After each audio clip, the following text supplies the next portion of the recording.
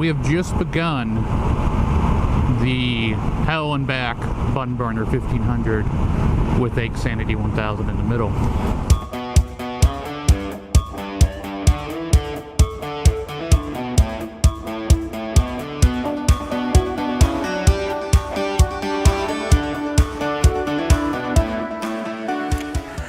Today's the big day, July 2nd. Loading up the bike, got the bags on there. We're gonna head down to the Hell Saloon. Called them yesterday and they were nice enough to arrange a chance so I can see the cook there, who gets in at 9 today. So he can be my witness, get me a receipt, and I can be on my way a little bit earlier because normally they don't open till 11. Leave him a tip, get him to be my witness for him. Should be good to go. Muggy again. It's warm. There's a line of storm south of us, and it looks like it's right over where we're going to be going. So we'll see how much rain we run into. If we run into rain, I'll either have to switch out the GoPro case or just take it off. So there may not be a lot of footage in the rain.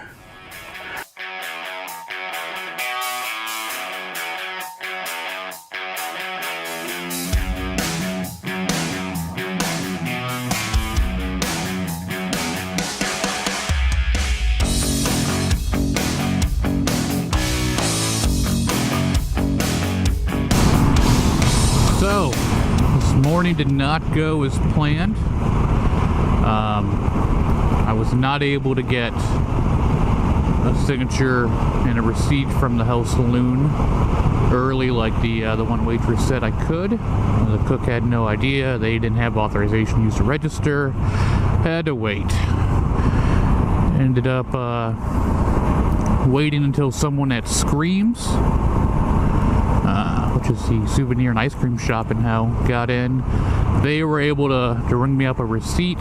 First one didn't have time and date on it because it was cash. Had to run another one, got another postcard, and that one had the time and date on it. Good news, I was able to repair the seam on my left glove. One of the fingers had opened up, and I was able to sew that shut again. I'm gonna head down to Birmingham, Alabama before I head west into the Dallas area.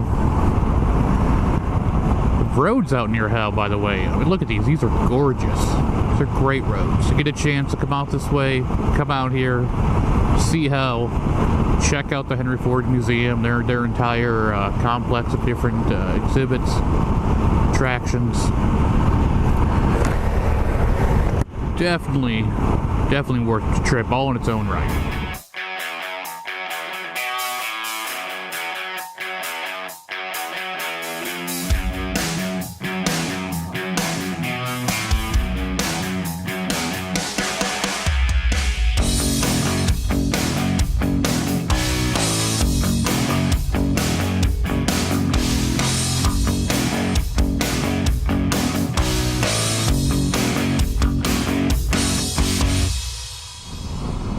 How did my bun burner go?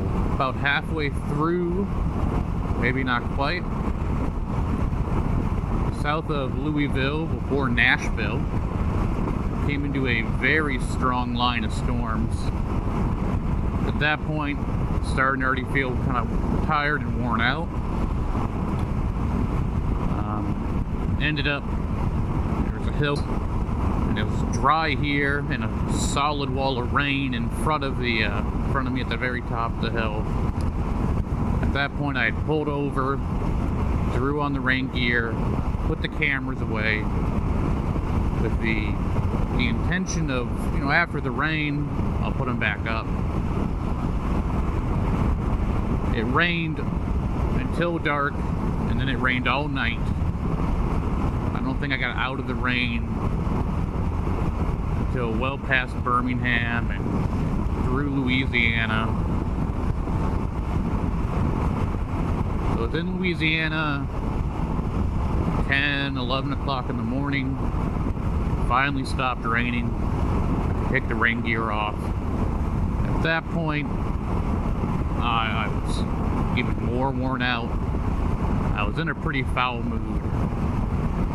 And I just couldn't be bothered to put the cameras back up. I just continued on towards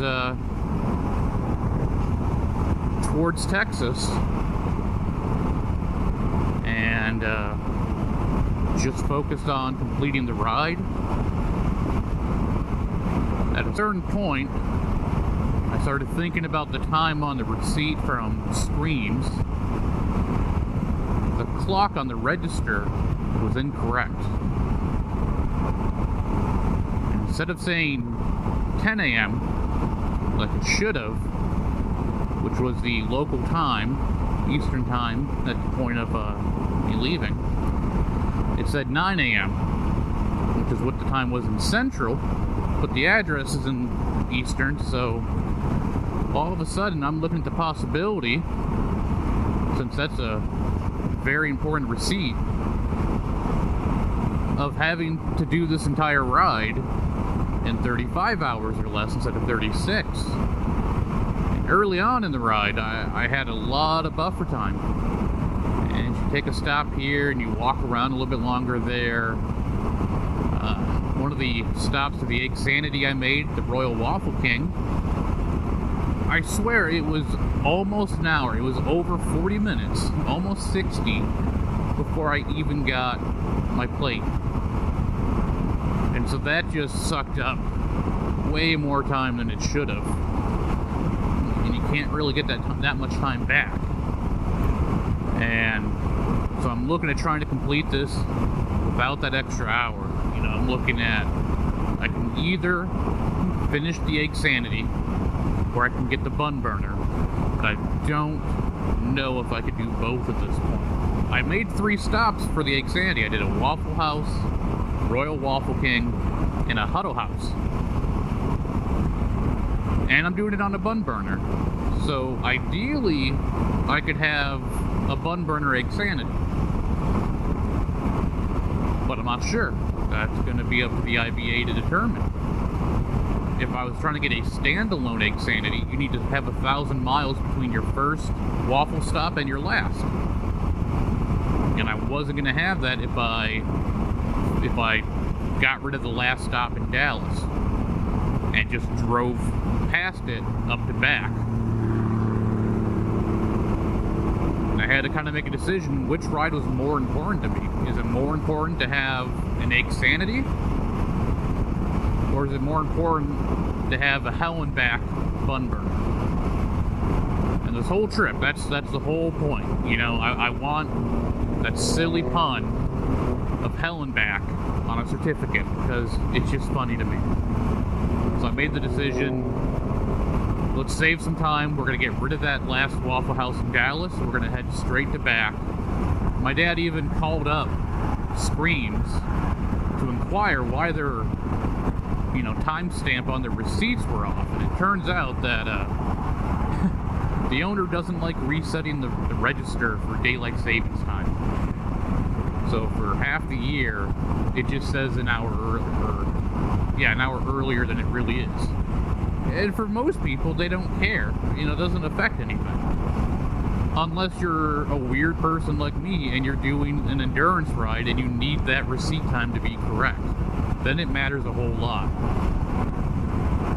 And while I was focused on just trying to continue forward, get the miles in,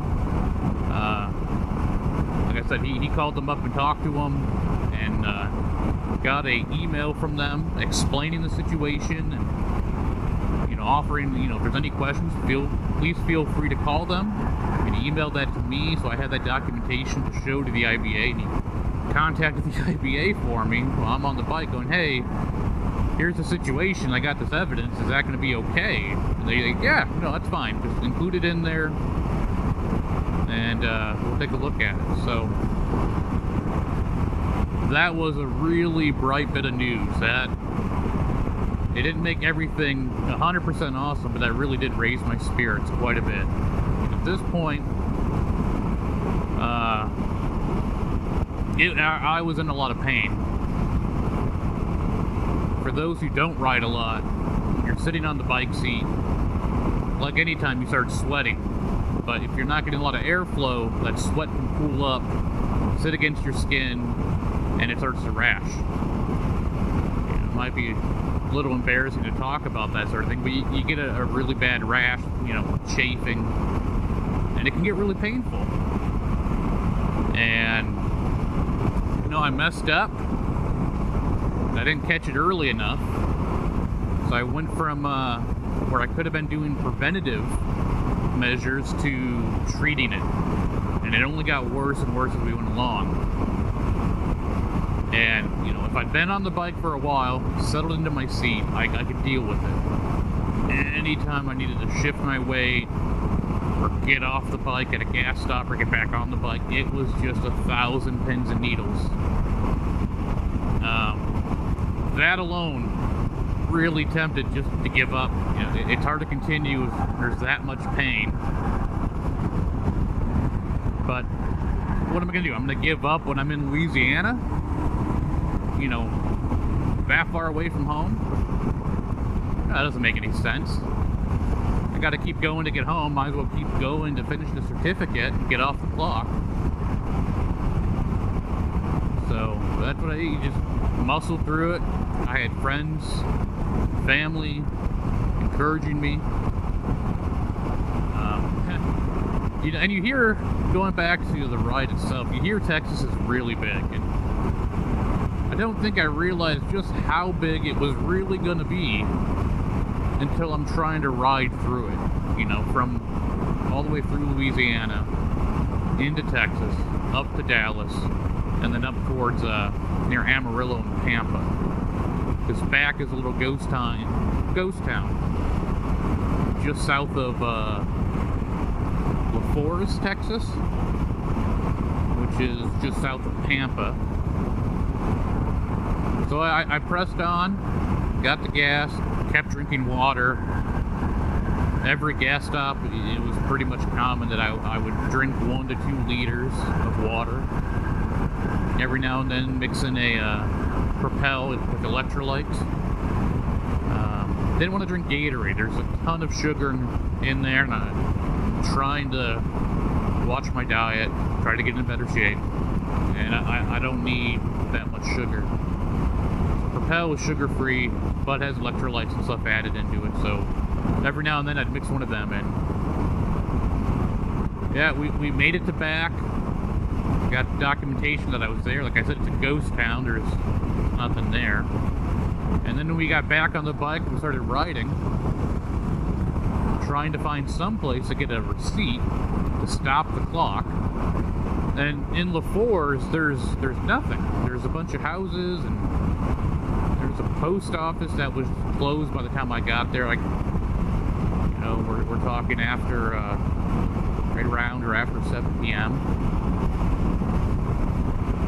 So I had to continue. It was like 40 minutes or so after back, which is a little ridiculous, but you're talking about, Texas scrub desert. So I get into Tampa, where I have a hotel reserved, and I hit the first gas station, get that gas receipt, get the witness form, grabbed a 6-pack, got to the hotel, unloaded the bike, and just kind of sprawled out and went to sleep for a solid 10 hours. And, in the next morning, I didn't feel too horrible. It could have been a lot worse. Overall, I think for me, I'm not sure how other people feel, but before the iron butt and after the iron butt, there's a lot of excitement. You're happy to be able to do it, and you're happy once you complete it. And it's all good memories, but during it, it's a little bit like torture. You really start to curse your past self, or why did you plan this? Why are we doing this stupid trip? Why on earth would we decide that this is a good idea to do? We're going to take a week off work and do this? Really? But in the end, it was a fun time. I really did like the idea that I had sightseeing in touristy things to do before the ride. I had touristy things to do after the ride. And it wasn't just, you know, nothing but the sucky part. And I think that's a good formula, you know, if you're gonna do something like this, try to mix in some fun stuff, you know, before and after, you know, bookend it with some good stuff.